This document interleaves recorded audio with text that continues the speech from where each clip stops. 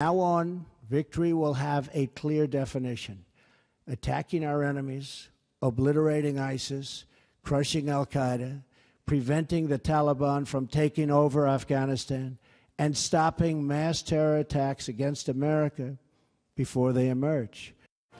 President Trump addressing the nation from Virginia last night with a major policy reversal for winning the war in Afghanistan. Instead of quickly withdrawing from the 16-year war, the president says the U.S. will continue to fight and win. This morning, I'm joined by 11 Alive political analyst Andra Gillespie. She is joining us this morning.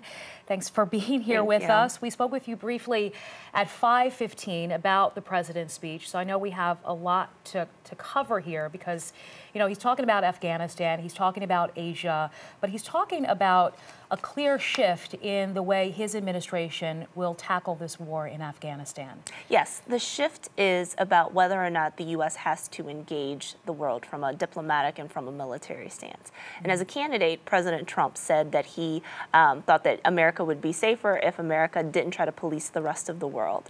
He is now learning from his military and diplomatic advisors that it's hard for America to not engage. And in fact, America's security is actually contingent on us being actively engaged in combating terrorism. So he is justifying his engagement on the basis of terrorism. So it's the same type of sentiment that we've seen in America since 9/11.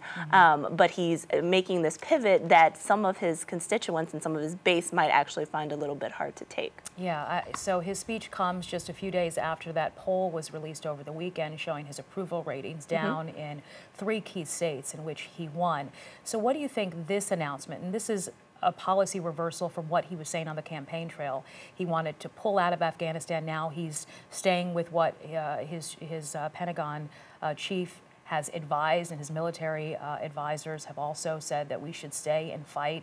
So what do you think this does for his base now? Well, I think it remains to be seen. I think a lot of his base is still waiting for him to deliver on domestic priorities. So they want to see if taxes are reduced, if there's infrastructure, if there are going to be jobs. And I think his base will largely turn away from him if he is not able to deliver on those 3 key promises. Now, the big issue is how the intelligentsia of his base reacts to this. So this morning on Breitbart, for instance, the front page uses the term flip-flop. And so it wasn't necessarily an inflammatory use of the term flip-flop, but it was definitely noting that there was a pivot there. Are they going to now view him as being inconsistent? And I think this is a big question and a test for how Steve Bannon, now out of the White House, is going to react to President Trump. So, you know, one of the things that's actually really interesting is that if we look from a partisan standpoint, Democrats criticized the speech for its lack of substance because it did not provide very many details. And Republicans saw this as an opportunity for President Trump to kind of regain their graces.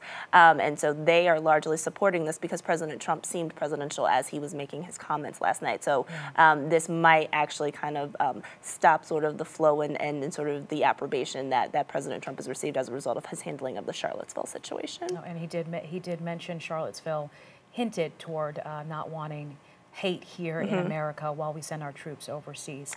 Andra Gillespie, we always appreciate your thoughtful words on the state of politics in America and across the world. Thank you for joining us here this morning.